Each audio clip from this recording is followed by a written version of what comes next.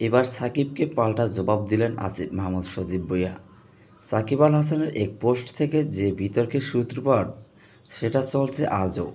সাকিবের পাল্টা স্ট্যাটাসের পর আজ আবার সেটার জবাব দিয়েছেন ক্রীড়া উপদেষ্টা আসিফ। চলুন বিস্তারিত জানি ভিডিওতে। সেই একই রকম ফেসবুক পোস্ট কার উদ্দেশ্যে করেছেন কোনো নাম নেই, তবে যারা বোঝার তারা ঠিকই বুঝেছেন কথাগুলোর কাকে নিয়ে বলা। যুব ও ক্রীড়া উপদেষ্টা আসিফ মাহমুদ সজীব ভুঁইয়াকে তাও উল্লেখ করতে হয়নি। তিনি স্ট্যাটাসে বাংলাদেশের অলরাউন্ডার সাকিব আল হাসানের কথাই বুঝিয়েছেন।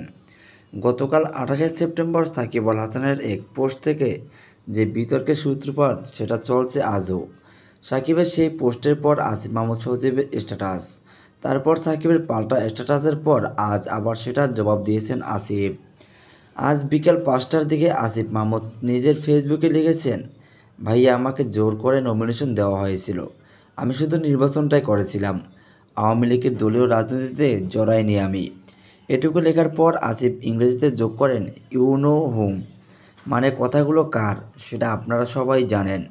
আসিফ মাহমুদ নাম বলেননি, তবে তিনি যে সাকিব আল হাসানের কথাই বুঝিয়েছেন সেটা তার স্ট্যাটাসের পরেই অংশে স্পষ্ট। যার হাত ছাত্র জনতার রক্তে রঞ্জিত তাকে বাংলাদেশের পতাকা বহন করতে দেওয়ার প্রশ্নই ওঠে না।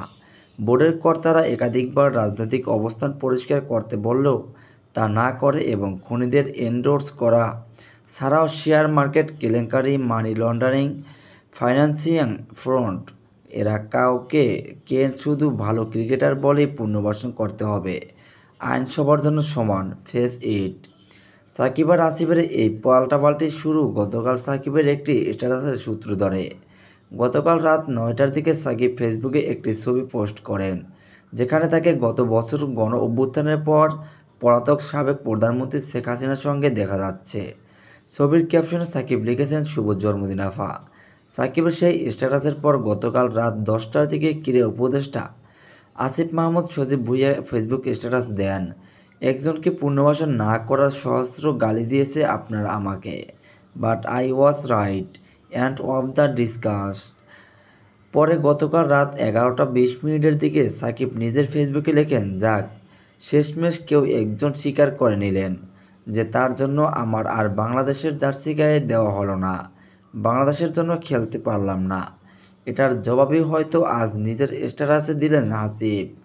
এবার সাকিব পাল্টা কিছু লেখেন কি না সেটাই দেখার অপেক্ষা।